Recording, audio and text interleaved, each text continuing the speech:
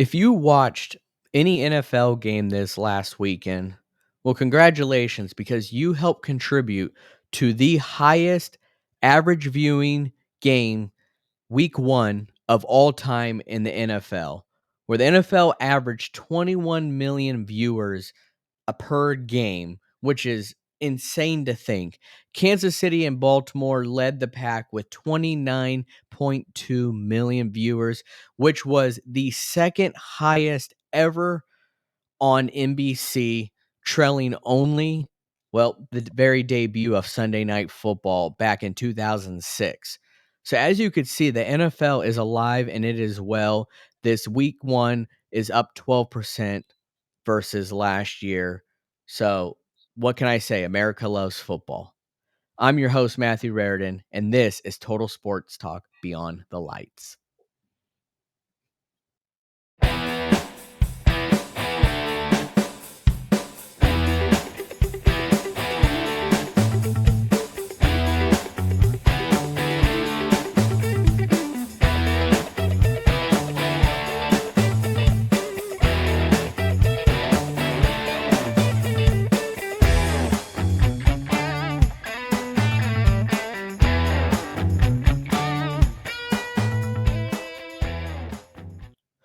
What's going on, everyone, and welcome to another episode of Total Sports Talk Beyond the Lights, where I'm your host, Matthew Raridan. And with me today, as always, I've got Ed Smith. Welcome, y'all. And once again, our guest today, Thaddeus Lloyd.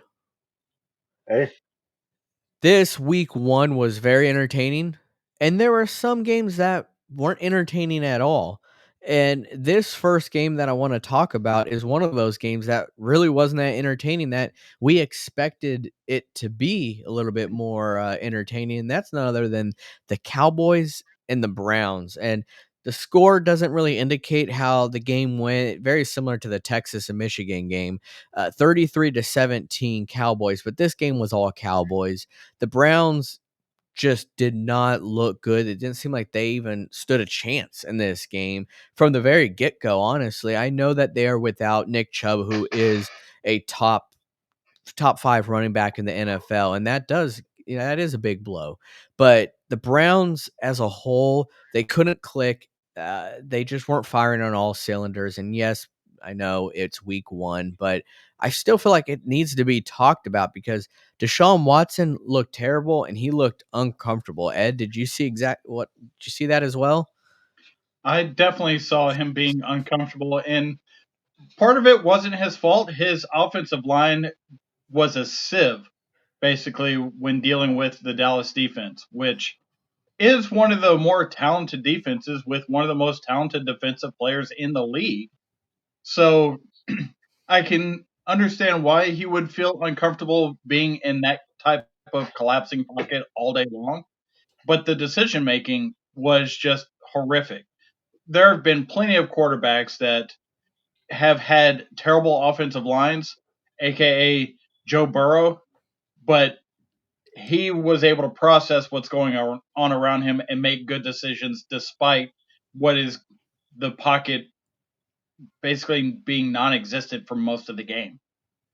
I was very non-existent. This is an offensive line or a Cleveland's Brown team who not just a couple years ago had the best offensive line in all of NFL. So they have seen a big difference, a big change happen there. And now Deshaun Watson looking like a chicken with his head cut off, and he may not make it out alive this season. He may make it out without an injury. But Thaddeus, we all saw the breaking news before the game, and that's Dak Prescott getting his massive extension. It just seems like this was the year, this offseason of the extensions, and Dak Prescott got his.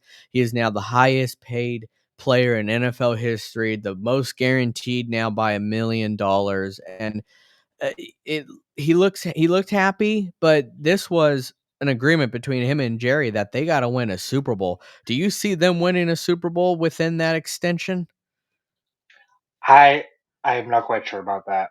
Now he got paid, he got his money. He is in the regular season, he's a top 10 quarterback. Like he will get you wins. They've consistently had 10, 12 wins every single season. But the only question with him is, can he win a playoff game? And he has not shown that, to at least getting past the divisional round. The Cowboys have not gone past the divisional round since 1996. That has been almost 30 years ago. And despite them, having very good teams year after year, they still haven't been able to do it. And Dak Prescott has shown that he hasn't been able to get over that hump either. In the regular season, yeah, he's a top quarterback and he might be worth the money, but as far as playoff wise, not until he's shown he can do it. It's just not going to happen, and everyone knows this. They actually probably could have gotten a cheaper deal if it was done like in the off season, early in the off season. But Jerry, waited around for it, mulled on about it, and then well, now Dak's the highest played quarterback and player in NFL history. So you have it up there. I gotta ask you this as well, Thaddeus, you being the Niners fan. Brock Purdy, does he overtake that contract with his extension that he's sure to get? I don't know. I mean, the part of me, you know, watching a bunch of stuff outside of football that he does, it seems like he's a really humble guy. I'm hoping, as the Niners fan, he'll take that under contract like Tom Brady did. Like Tom Brady, went under his value as Mhm. far as contract wise. I'm hoping that's going to happen here. But if it doesn't, yeah, Brock will probably be paid like a top 5 QB.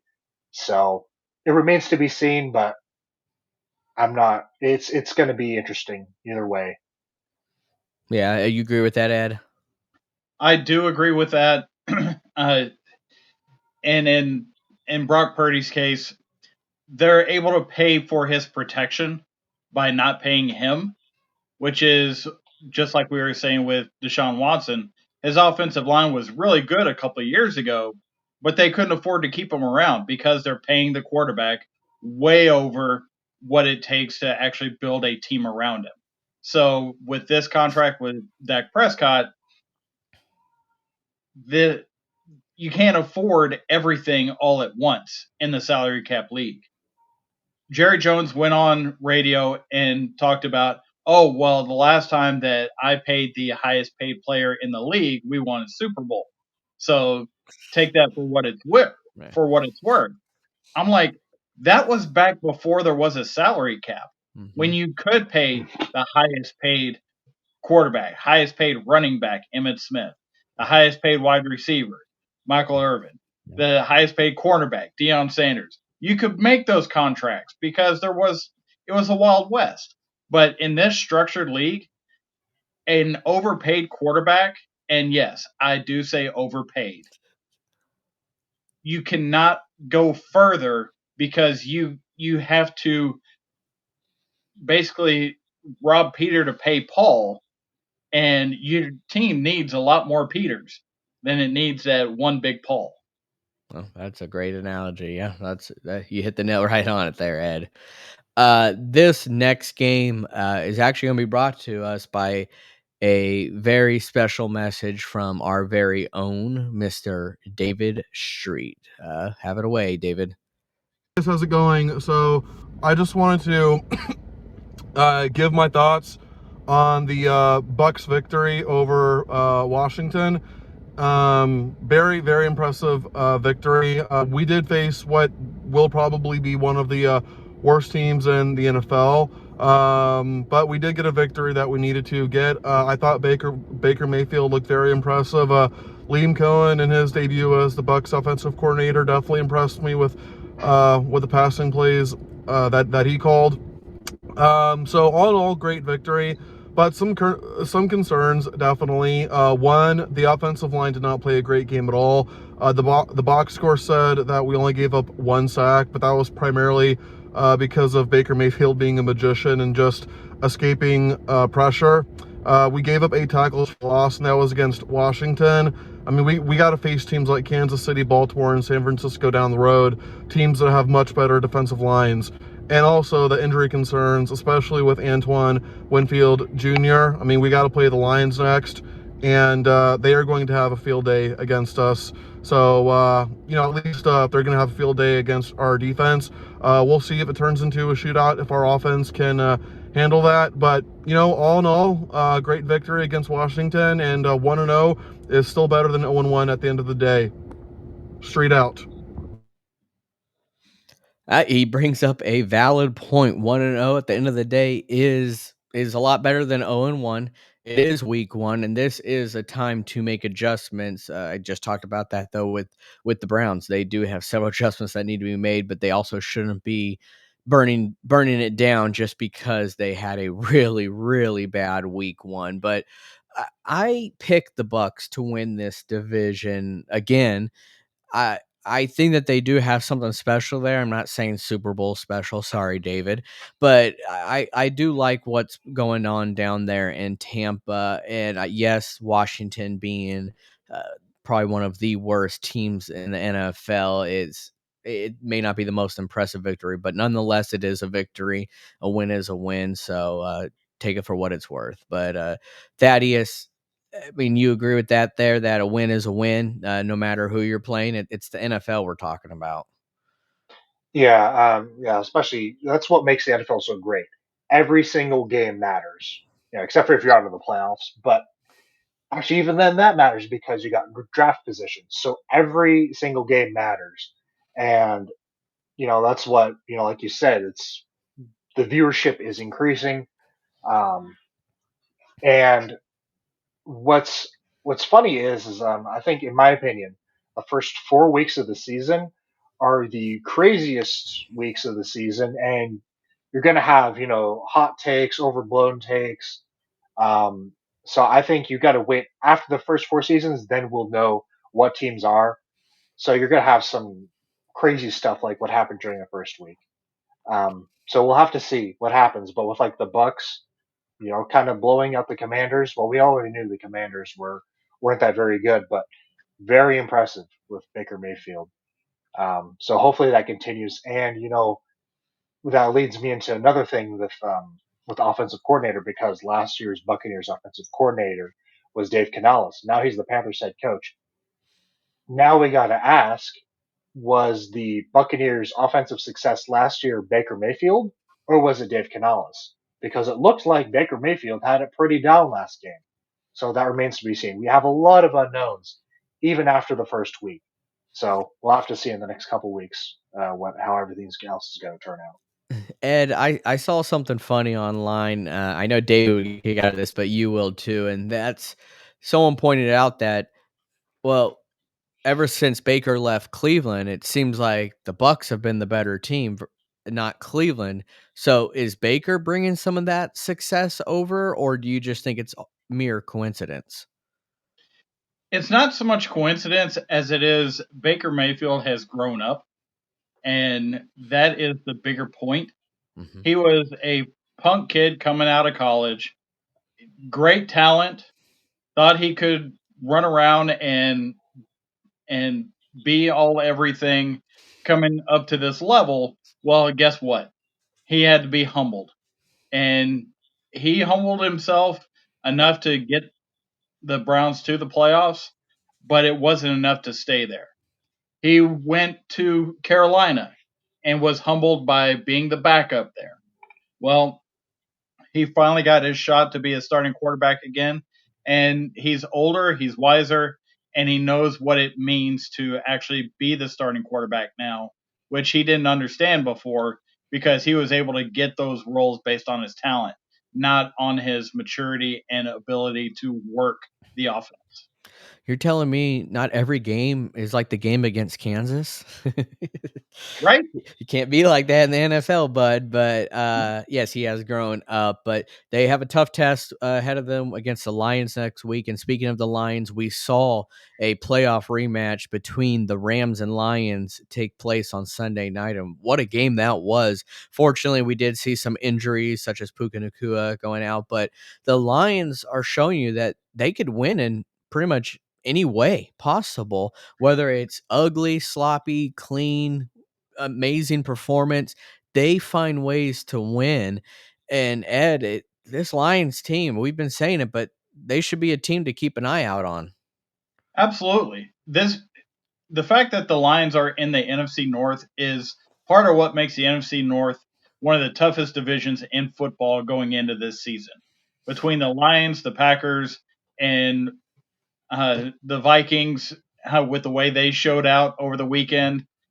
Even the Bears got a win, but I wouldn't say it's uh, because of Caleb Williams in any way, shape, or form.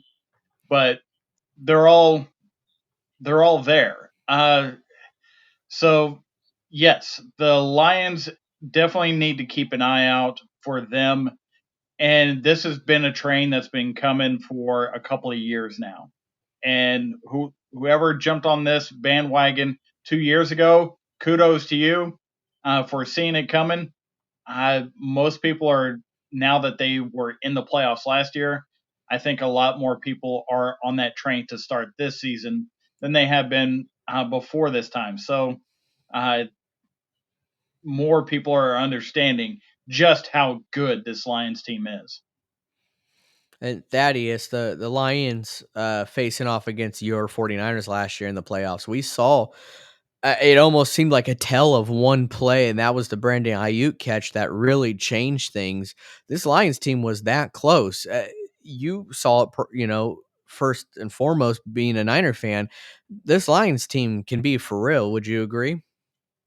Yeah, definitely. A lot of people have them in the Super Bowl this year, which is crazy because the Lions have been one of the most cursed NFL franchises.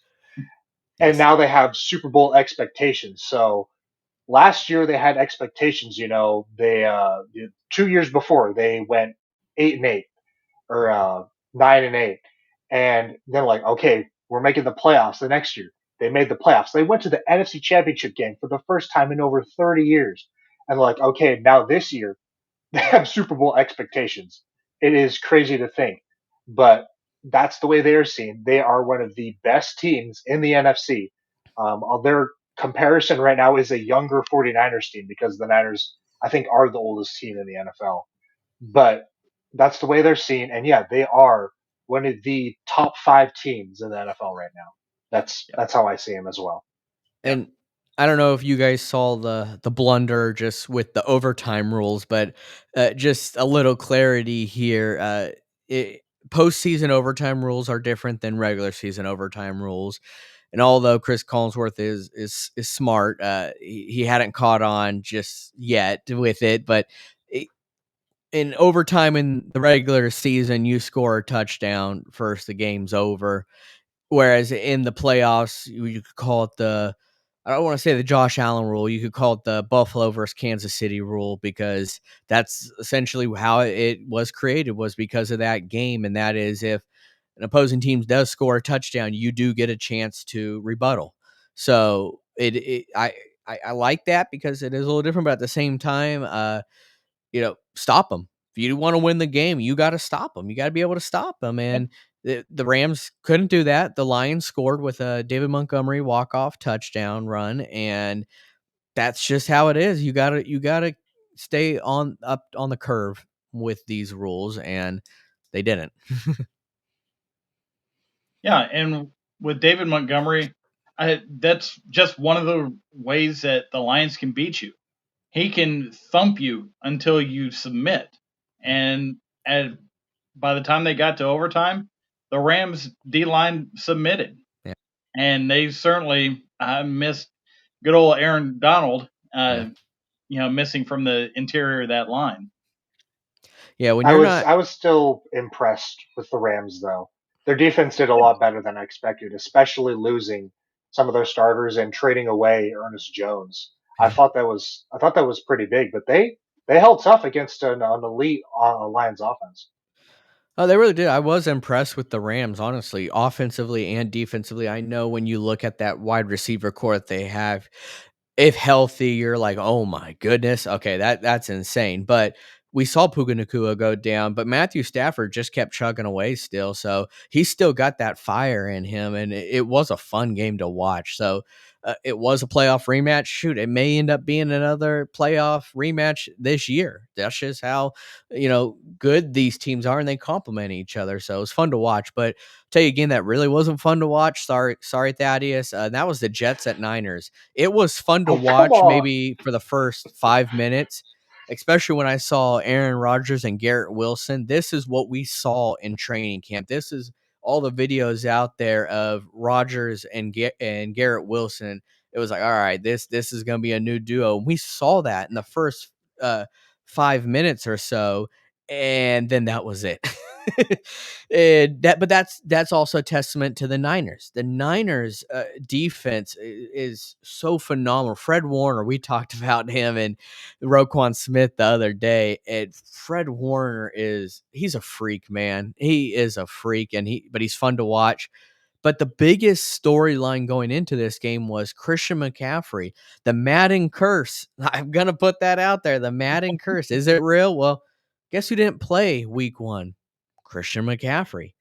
And there was a big question because according to the running back who stepped in, and remind me his first name, Thaddeus. I know it's Mason's the last name, but Jordan yeah, Jordan Jordan Mason. Mason, who had a phenomenal game. Apparently, he was told Friday, but now I'm hearing that's being backtracked. But no Christian McCaffrey, no problem. The Niners know how to adjust.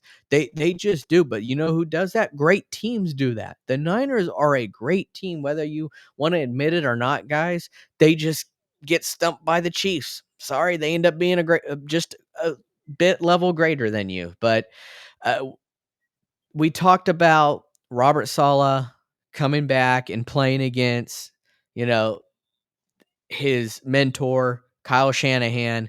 And once again, Kyle Shanahan, what he does best, he won the game, and that's just how it is, right, Ed? Yeah, Robert Solid, Lord help him. He's in a tough situation to have Aaron Rodgers basically coaching the team, GMing the team, Yeah. and everything else. He's just got to play the full game, in which he finally did. He finally got a pass downfield. I I think I saw the stat where he was like 5 of 16 that were not bubble screens, that were not screens from the line of scrimmage, but none of those past 10 yards. Uh, Yeah. so maybe he's still feeling the effects of his Achilles. Uh, just trying to get back into the groove of a full game because the preseason is useless at this point. Just have him go out there and start playing because with 3 games, there's not enough time to evaluate. And if your starters are all sitting for 3 more games, this is really what would normally be the third game of a 4 game preseason as a tune up. But now it counts. Mhm. And we're seeing that rust uh, really overtake A Rod because he's hadn't been out there in the fire, uh, dodging the bullets for a year now. Plus, he's trying to be able to push off of that Achilles to get the ball downfield. So those are tough things to work with. As far as Salah being the student of uh, Shanahan, keep in mind Shanahan is a legacy of great offensive coordination that can take a running back off the street and have him run for 170 yards. That's Yeah. just that's just what it happens to be. It's just whoever they suit up for that game. So this was a combination of both. Shanahan being able to just work the plan of his offense and plug and play any running back that he can find, but also A Rod going against one of the best defenses in the NFL while he's trying to figure out what it looks like while he's wearing green and white now instead of green and gold. Yeah, it's kind of a recipe. I don't want to say recipe for disaster. It's just not the best recipe going against the best defense coming back from an injury like that. It's not the best test ultimately. It's something that will need to be eased into, but playing against the Niners is not an easy task. But Thaddeus, being a fan, does it still amaze you the things that Kyle Shanahan does, just like Ed just referenced, bringing in Jordan Mason and seeing the incredible game that he has? I mean, that's got to impress you still, right? Yeah, that was crazy. Now, as a Niners fan, I've been tracking the team for a long time, and when they got Jordan Mason and he made the team, I was like, wow, this kid might be really good. And he had. It was funny. I think his first, if you correct me if I'm wrong, but is he has a crazy stat where his first, I think like 5 NFL carries were all like touchdowns. It was crazy, but he's always been the third string running back. Yeah. So he wasn't like seen by a lot of people as a good back, but then then as it was announced, Christian McCaffrey's out, Elijah Mitchell's out for the year, so Mason's been the backup, and then Kyle Shanahan proceeds to give him the ball 28 times. Now, a 49er running back has not been given the rock 28 times since 2013, which I believe that was either Carlos Hyde's first year or Frank Gore's last year. Yeah. But it was crazy. And he ran the ball. Everyone's like, it's another Marshawn Lynch. And you can definitely see it with him. And yeah, it's just amazing because with the Shanahan scheme, you can almost plug and play any running back. And Kyle's shown it the last year. You take a whole bunch of like sixth, seventh rounders, undrafted players, and instantly turn them into superstars. So it just still amazes me how he took that from his dad because his dad did the same thing with a bunch of running backs, with the 49ers and then as the head coach of the Broncos back in the 90s. He took a bunch of nobodies and then he even took Terrell Davis and turned it into a Hall of Fame career. So it still amazes me how that happens with the whole I, Shanahan scheme. I'm pretty sure Kyle Shanahan's a time traveler, and he's actually the one who went back in time and went and saw Kurt Warner bagging groceries and brought him back, because that's what he seems to do. He goes and gets these guys that were like, what were they doing, selling sneakers before? Well, now they're running out of these sneakers because yeah. Yeah, Yeah, I well, mean, yeah, who really knew the name Raheem Mostert before he showed up in San Francisco? Yeah. It's true. And now it's all he's talked about because speed kills down in Miami. No pun intended there, but it's speed kills. So Raheem Mostert, his name's plastered everywhere too. So Kyle Shanahan, he's a genius.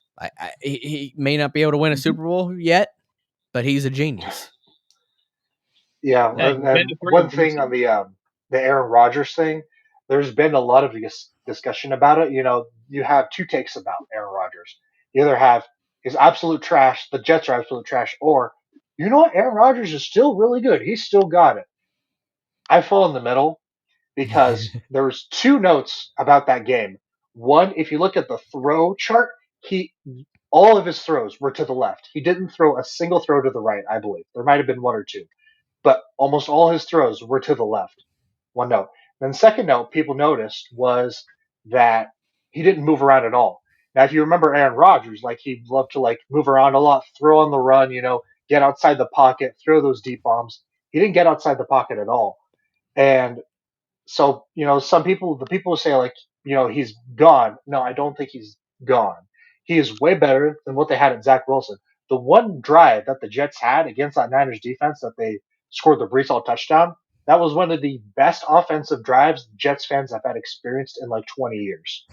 No joke. Since Chad Pennington. Yeah, literally. So, yeah. And then, but he's not fully back to MVP Rogers from like 3 years ago because he's 40 years old. He's the oldest player in the NFL, I believe. He can't move around like he used to, and he's still got to get into the rhythm. This team does not have an identity yet. They still have to get into that rhythm. They played one of the top two, three best defenses in the NFL.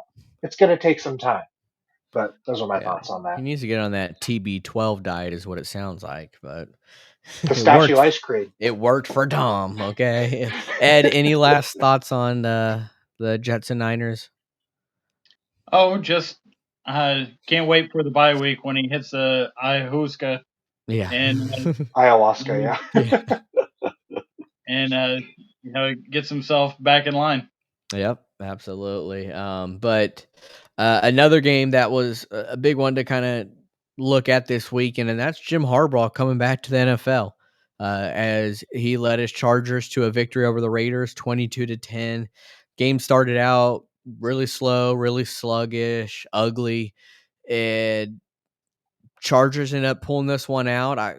Watching the game, it's tough because I want to see this Chargers team with some more weapons, and I'm no disrespect to Lad McConkey or whatever, but I wish they had maybe one more bigger receiver out there for Justin Herbert. But in the end, Harbaugh knows how to win games, and he'll find a way. And that's exactly what they did against this Raiders team. But it's still week one.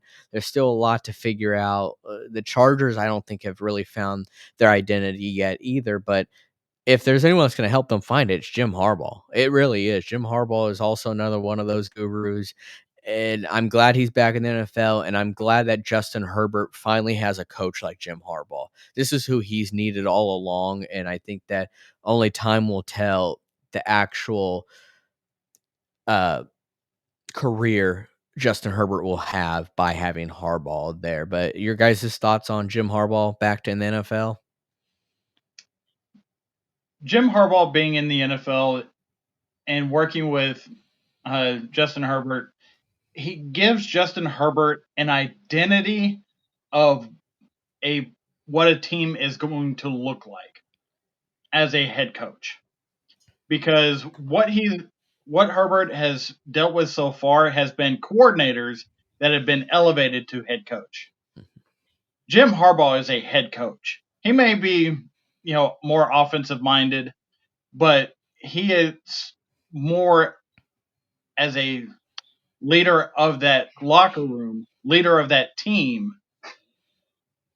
You know what you're getting when you say the name Jim Harbaugh, which is not something that we saw previously in the Chargers locker room.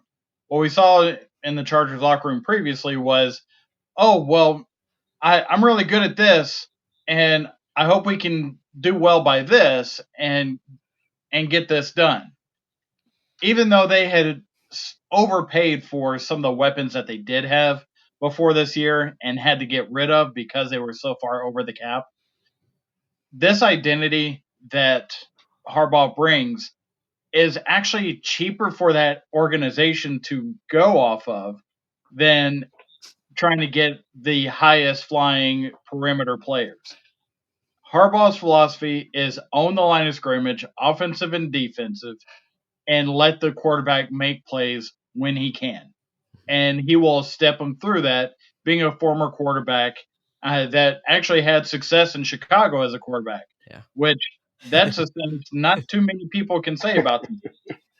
Nope. So Harbaugh being back in the NFL is a net positive. It's a positive for Justin Herbert. It's a negative for the Raiders because the Raiders are still trying to figure themselves out as well. And Antonio Pierce, he's got the backing of the locker room, but he's still trying to figure out how to be a head coach. Yep. And that is going to be tough when you are playing the Chargers, the Broncos with Sean Payton as their head coach, who is a true head coach, and then you've got Andy Reid, who is a true head coach in Kansas City. Lord help the Raiders. They've got to figure some stuff out, but figure it out under fire, and that's going to be the problem for them going forward. Thaddeus, any final thoughts on Harbaugh in this game? Yeah, I'm really glad Harbaugh's back. Well, he was the Niners coach, and he was really good. He got the Niners to actually one Super Bowl, very close, Right. a second time, and then Trent Baalke just had to mess it up. I still don't know how he's a GM in this league, but Trent Baalke just messed the whole up. Harbaugh goes back to college. We were screwed for a couple of years with head coaches. But yeah, I'm really glad he's back. He's bringing, like Ed said, he's bringing an identity to this team. I think it's going to be a run heavy team. He just ran the ball down the Raiders' throats, and it was quite amazing to see.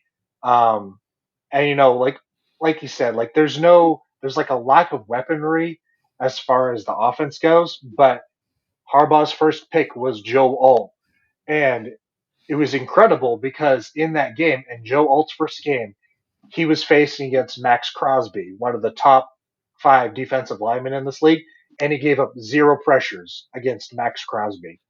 It Yeah. was really, really crazy. And so it seems like he's starting to rebuild this team up. He's going to help Justin Herbert because now Justin Herbert, instead of having to throw 40, 50 times a game, just has to play that game manager and just not make a mistake. And it seems like that can be a really big winning formula for them. The defense seems better. Harbaugh is just a really good influence on all the teams that he's coached for. So it seems like the Chargers might not be cursed for once. Yeah. Um, Moving back to San Diego would be a good start, but well, it's probably not going to happen now. And as far as the Raiders go, um, it was a blown opportunity. And the big thing that stood out for everyone that watched that game was Antonio Pierce not going for it on fourth down. Now, Antonio Pierce is a defensive guy. He had faith in his defense, but the defense let you down.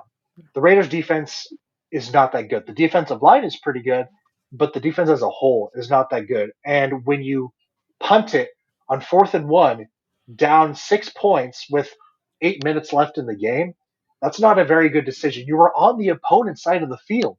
You should have gone for it, but defensive coaches just don't make the great decisions in crunch time. So, like you said, he's got some learning curves. He's got to be learn to be a coach. I'll give him a little bit more leeway on this, but that's a decision that's that's got to be regretted. Yeah, yeah. He's learning to be a head coach, so it's a learning experience for him. I'm sure he'll look back at it and hopefully make those adjustments that a head coach would. But enough with last week.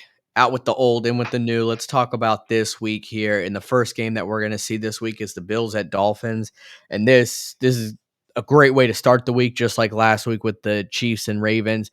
This is a division rival game right here. This is iron sharpen iron in this matchup here, and I'm all for it. The Bills, we all saw in the offseason, they lost their weapons. They lost Stephon Diggs. They lost, gosh, who was their other receiver? Gabe Davis. They're just going to look horrible, and they pulled out a win against Arizona this last week. Josh Allen looked like Josh Allen. I know he hurt his left hand, but that's not his throwing hand. He'll be just fine. And Miami, we saw what they did. Typical Miami, speed, speed, speed. They will be without Raheem Mostert. They will, it looks like, probably have a chain, but that's something to keep an eye out on. In the end, though, they'll still have Tyreek Hill. They'll still have Jalen Waddle. They'll have some of the fastest guys in the NFL. But Buffalo, Buffalo has their number. I feel like Buffalo has this division's number, and this is just going to be a preview of what's to come the rest of the year in this division. So Buffalo right now is Buffalo the odds on? No, they are predicted to win per ESPN, but Miami is the odds on favorite at -140 as of right now. Odds are subject to change. Uh, you guys like these odds right now? Miami at -140, Ed? Being that it's in South Florida, I like it. The fact that it's a 2.5 point spread, I can get behind that. But like you said, Mostert's out, which means that you're not going to be killing the clock if you do get a lead, which gives Josh Allen more of a chance to come back if you leave too much time on the clock. Mhm. And like we've talked about before, the NFL seems to be moving to more of a tight end based offensive league. The fact that the Bills have better tight ends, a better tight end group uh, than most other teams, that I think they have a better chance to stick with it and keep this game really close and not let Miami just turn it into a track meet. Yeah, So I I would anticipate this being within that within that spread. Maybe a 2 point game. Somewhere around, I don't know, 26-24. I could certainly see that with these two teams at this point. It is the time of year in Miami where I I can't remember if it was last year or the year before, where you had some of the Buffalo players just cramping up every play on throwing up on the sideline because of Oh the yeah, additional humidity. yeah. So That was last year. It was like the first game was like 21-19 Yeah. Dolphins, I think. yeah, it's going to be in the 90s with that humidity. And these guys from upstate New York, they're not used to that. That's not what they practiced in their training camp up to this point. So I do anticipate this being really close. I'm still going to say because of the home crowd, Miami will win this one. Yeah, it's a great point. I'm glad you brought up the game that happened last year because I remember that the cramps, everything. But the reverse can be said too. Later on in the year, Miami going up to Buffalo, they aren't used to that either, and we've seen what's happened there. But I'd have to give the edge here to Miami playing at home. I know that there is some still distractions happening with the Tyreek Hill situation, but I think that Miami will bring their A game. I know they'll be without one of their top running backs, but being at home does give you that advantage. I do think that the 2.5 points I could also get behind as well. So I'm going to give Miami the edge here, probably 35-32, somewhere right there. Yeah, I this is really tough. It's as close as the ESPN matchup predictor says it is. I think it's going to be like a 1 to 2 point game. Um, the Bills, there's probably good offense. You're going up against they played a bad Cardinals defense, so they naturally scored over 30 points there.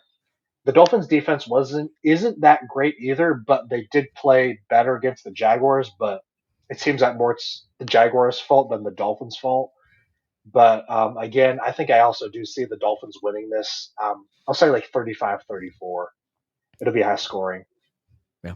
Yeah. So I think we're all in agreement there. 3 for Miami to win this game. Really quick, earlier in the video, David mentioned the Bucks and Lions playing, which is another playoff rematch. I just want to get your guys' predictions really quick on a score there, just for David's sake. As much as I would, hope that the Bucks could win for him, I think Detroit's going to win this game. We know what Detroit can do. We see what they've done and their level of work, and that's no diss to the Buccaneers, but I just think that Detroit is a level ahead of them.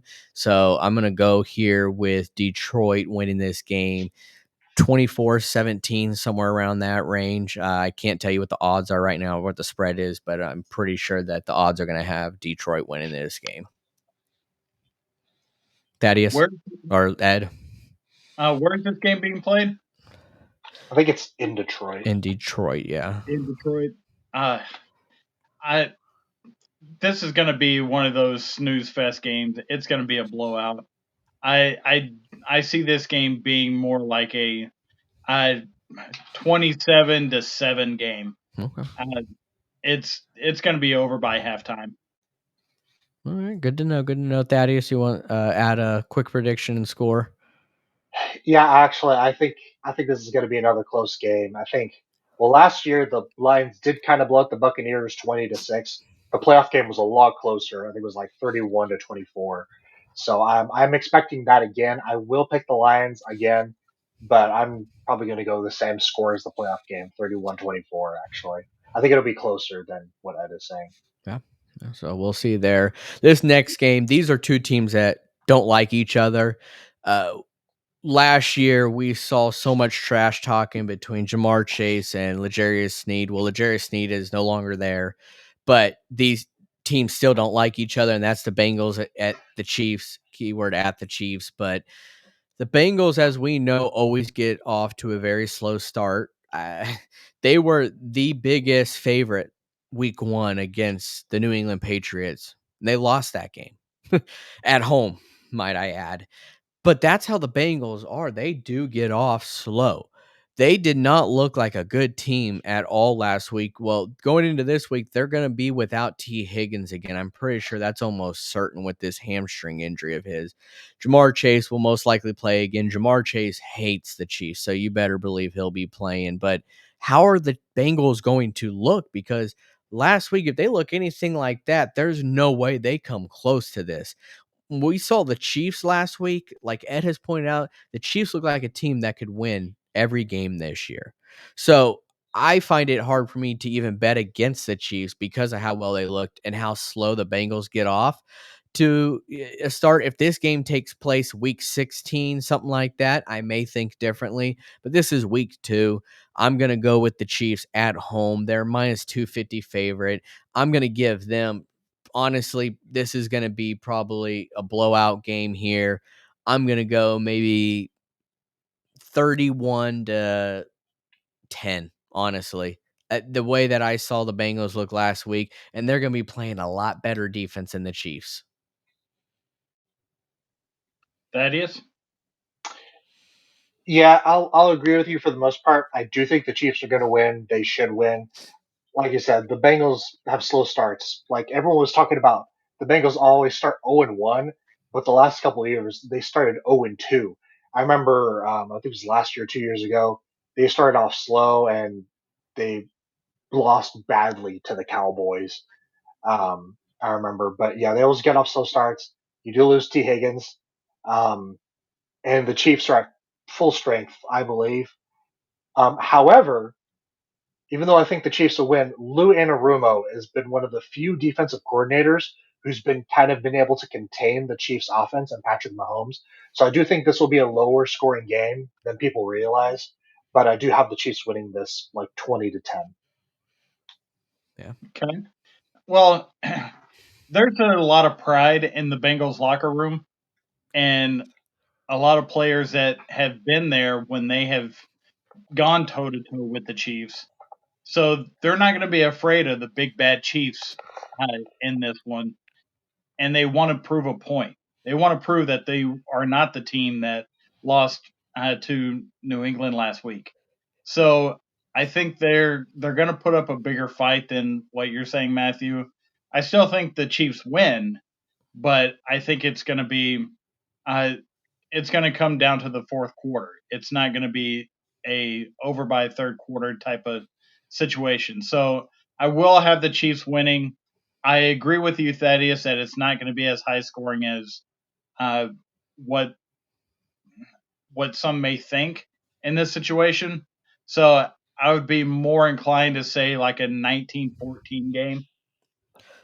Yeah. I know that we've all seen the stuff, twirling around online with Joe Burrow, the whole water bottle video. I mean, I knew people that were at the game, and even they have said that they saw him continually, going like this with his wrist and struggling to pick up the water bottle. Of course, all eyes are going to be on that. And it does make you wonder. You think if anyone's going to ask Joe Burrow, is your wrist 100%? You think he's going to tell him the truth? You kind of can't. But that is something to keep an eye out on. It really is, Yeah, because it is his throwing hand. people have been saying he's on wristwatch. Yeah. Yep. It's always something. So it is something to keep an eye out on, because this is his throwing hand. He is their star quarterback, and I would like to see him healthy. It makes it for a lot fun and better AFC North, me being a Steelers fan, and AFC in general. So I hope he's healthy, but that will be something to keep an eye out on. So I think we're all three in agreement with the Chiefs over the Bengals. This next game is going to be the Bears at Texans, where you had last year's Rookie of the Year and this year's odds-on favorite to win Rookie of the Year, but I don't know. We'll see how that happens. But Caleb Williams versus CJ Stroud. The Texans, man, they are the team that we're expecting to possibly come out of the AFC South this year. What they showed last year was so impressive. Can they do it 2 years in a row? That's going to be one of the big question marks. Can they? Well, they will against the Bears. I want to make that clear. I'm not going to sugarcoat it. They will definitely do that against the Bears, as they're minus 320 favorite here at home. The Bears, although they picked up a win last week, it was not the cleanest. It was, in fact, pretty ugly. But nonetheless, a win is a win, and I will stand by that. It doesn't matter if Caleb Williams only had 95 yards or something like that. I know it wasn't 100, but he didn't need to. His team still won. But You're playing against CJ Stroud. This is not Will Levis, Mr. Mayonnaise scented lotion, perfume, cologne, whatever you want to call it. This is CJ Stroud, who is pretty much setting the bar, coming from a rookie quarterback now into a second year as one of the elite passers in the NFL. So, Ed, no brainer here with the Texans winning this. Do you give the Bears any chance whatsoever? Or what are you looking for maybe in this game? Well, the Bears winning last week actually provided a little bit of history. They Caleb Williams became the first QB that was drafted number one overall to win his first game since 2002 when it was David Carr. So that's been a while. Yeah. And now he's looking to become the first quarterback to win his second start since Jameis Winston. So that is what they're trying to get to. The game looked way faster than what Caleb Williams was expecting. And guess what? That was the Titans. That wasn't this team. The Texans are faster and more physical than what the Titans are.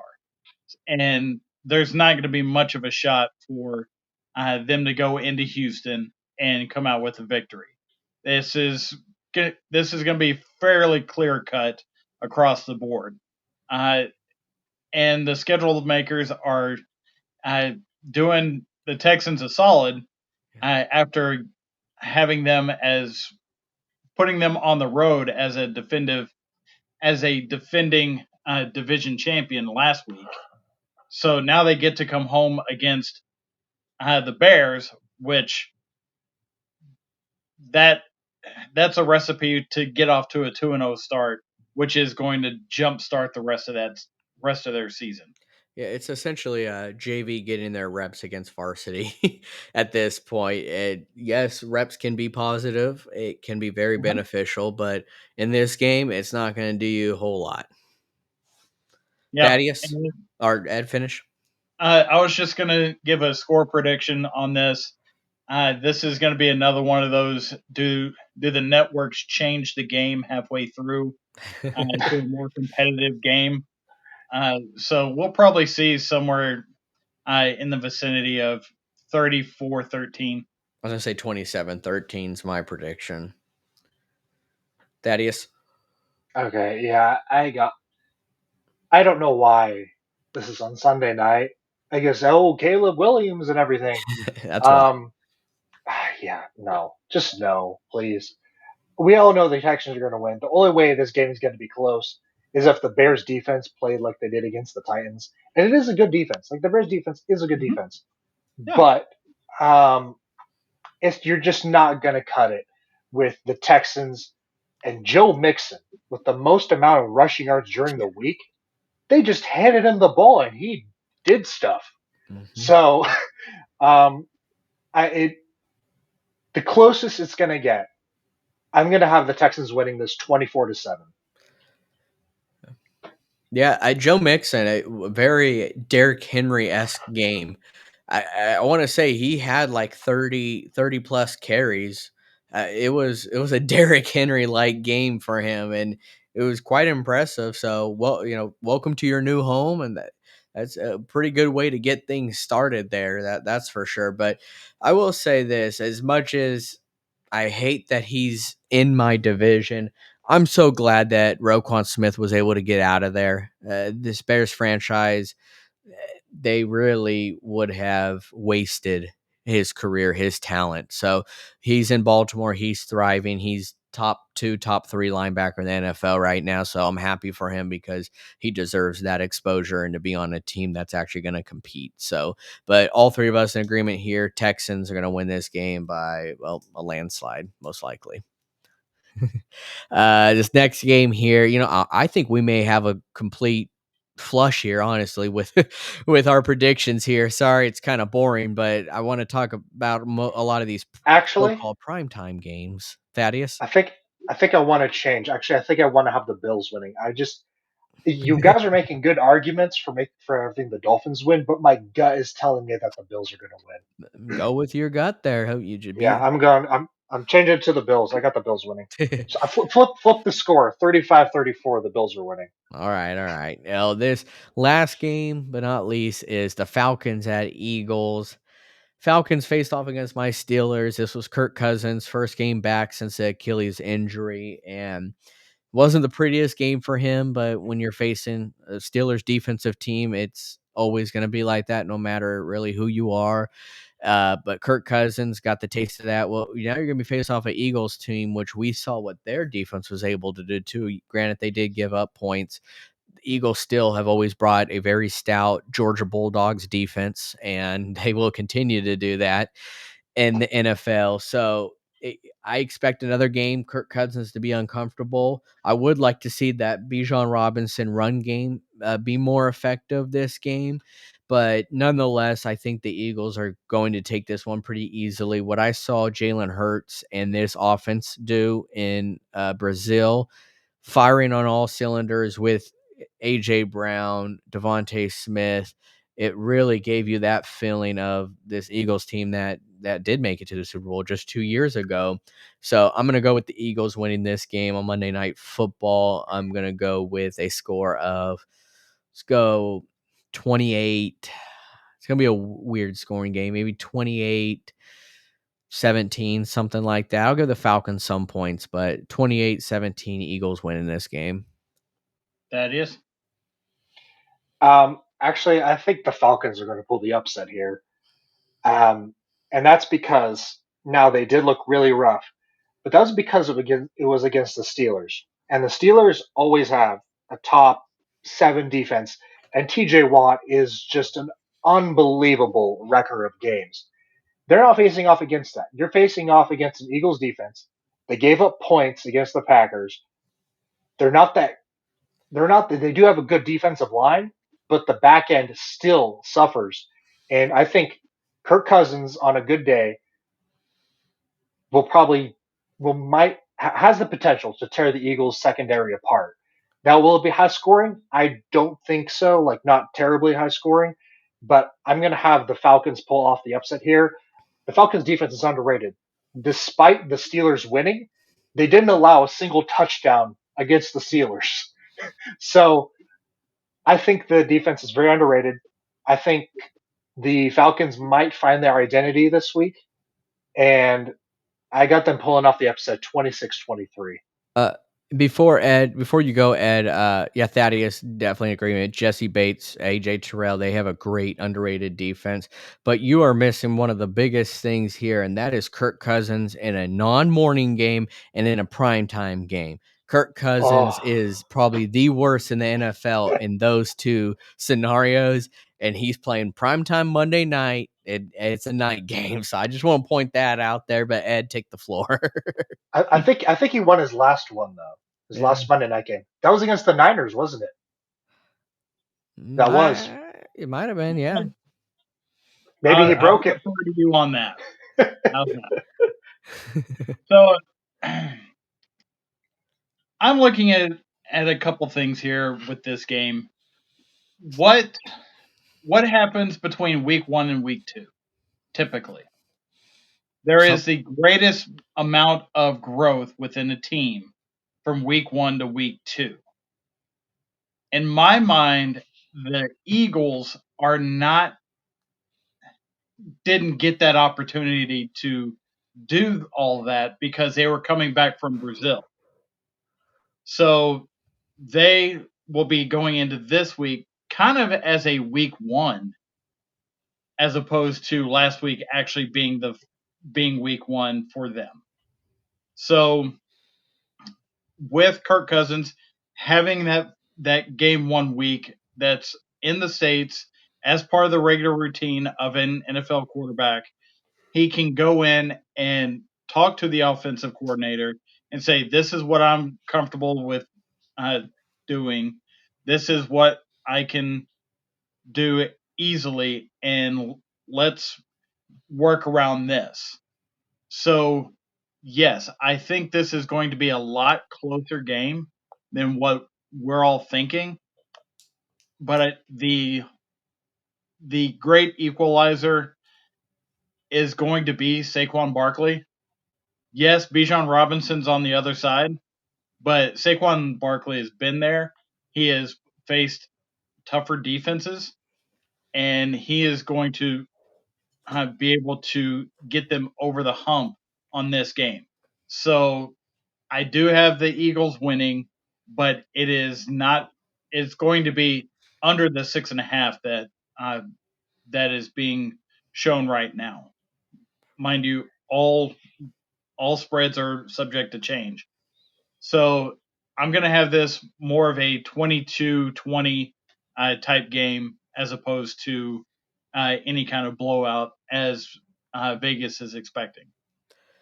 I know they said that even though it took place in Brazil, this was no vacation for both teams, both Green Bay and Philly. But taking place on a Friday versus a Sunday game, I feel like it did give them some time to possibly bond, whether it was on the flight home or what it may be. But I want to give them the benefit of the doubt that they did have some time together to kind of work on some things more, even though the Eagles did pull off the win against Green Bay.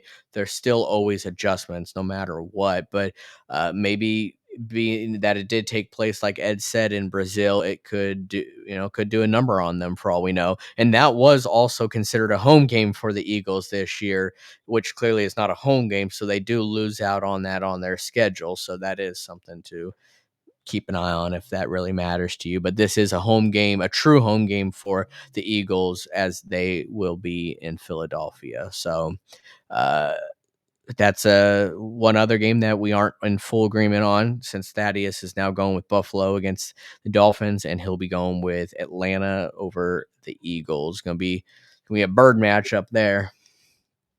And then as far as last week's went, for the predictions, Matt leads us. He went 3-2 last week. I'm second. I went 2-3, and then Ed went 1-4. 1-4.